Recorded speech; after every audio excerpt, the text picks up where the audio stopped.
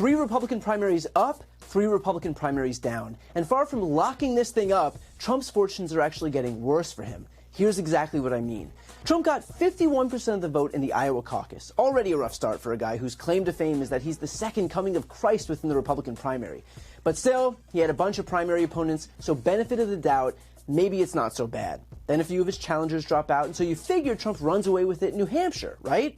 Wrong. Trump only got 54% of the vote in New Hampshire, proving that now there's actually a pattern underscoring Trump's weakness. Skip ahead to South Carolina, a much more conservative electorate. Everyone has dropped out of the GOP primary except Nikki Haley, so surely Trump would consolidate support. Small problem, he didn't. In fact, he couldn't even break 60%, coming in just shy, meaning that in every primary state, Donald Trump could barely manage to exceed even half of the votes from his own base.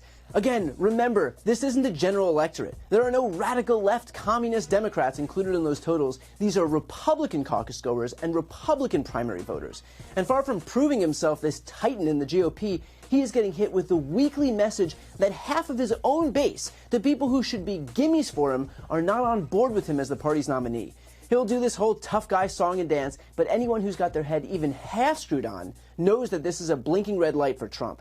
By the way, for anyone huffing that copium out there, want to know what it actually looks like when a candidate unifies the party? In the Democratic primary in that same state, South Carolina, Joe Biden took over 96% of the vote. That is what it looks like when a candidate is performing strongly. That's what it looks like when a candidate is beloved by his own party. Trump doesn't get to pretend that he performs well because we have the benefit of seeing what it looks like when a party's nominee actually has the support of his voters.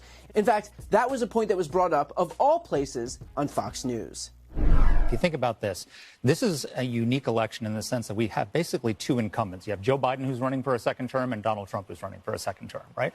And so how did Joe Biden do in South Carolina? 96.2% of the vote.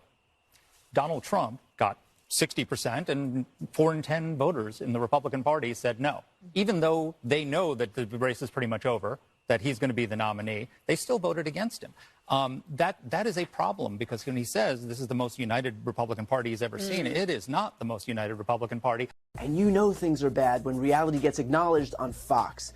But oh, it gets worse. Because of those 40% of South Carolina Republicans who chose Haley, 59% of them said that they wouldn't vote for Trump if he became the nominee.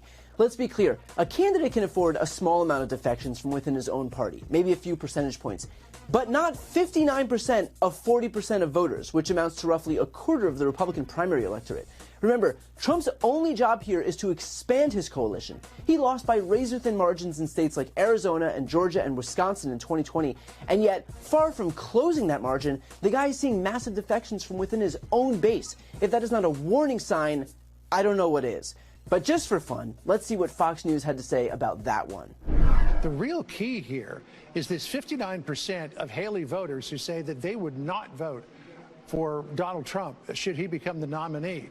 That tracks with about 24% of the Republican Party, which is right along the lines of what that New York Times Siena poll showed us almost a year ago now, in terms of the makeup of the Republican Party, in which there was about 25% of Republicans who say that they are never Trumpers. And of course, let's do one more. When asked whether Trump would be fit to be president if convicted of a crime, 82% of Haley voters said no. 82%. Again, a familiar pattern. After the Iowa caucus, 31% of Republican Iowa caucus goers said no. And in New Hampshire, 42% said no. And sure, that's just hypothetical for now. The guy is contending with 4 prosecutions and 91 criminal charges. And I would bet my last dollar that he is going to be convicted.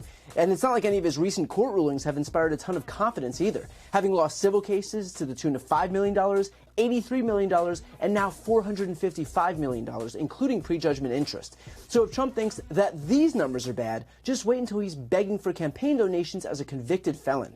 And look, I can already hear the pushback. Donald Trump is going to win every primary contest in every state, and he'll be the nominee. And I agree.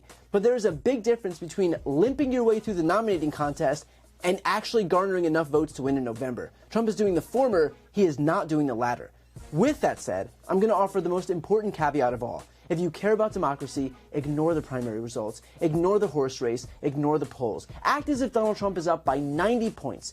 The fact is that there is so much more on the ballot this election than just a Democrat versus a Republican. This isn't about taxes or the debt or any of the usual stuff.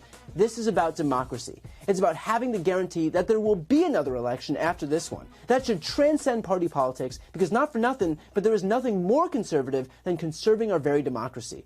So I get that a good portion of the both sides media coverage will breathlessly focus on Biden's age or Dems in disarray and will never dare acknowledge the blinking red light that Donald Trump is contending with. But there is a reason that he is so weak, and that's because of the unique threat that he poses to this country. So much so that even his own primary base is starting to realize it.